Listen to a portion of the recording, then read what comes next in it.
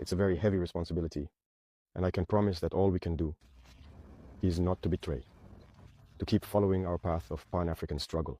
We hope that it will inspire all African youth, and that the Pan-Africanism we long for so much can become a reality. Because Africa has suffered a lot.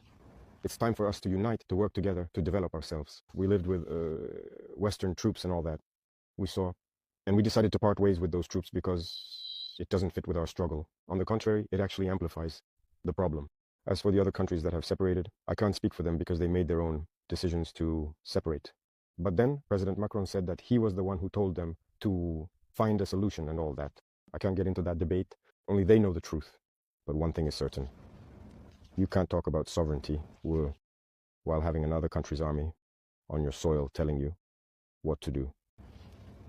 The economy, education, the entire development of a country is based on the military. So every country should develop its own army, be sovereign and independent. And that's exactly what we are doing. When I look at the case of Burkina, these foreign armies were present, and that contributed to weakening the Burkinabe army. They stopped recruiting. They are the ones who say what volume to recruit.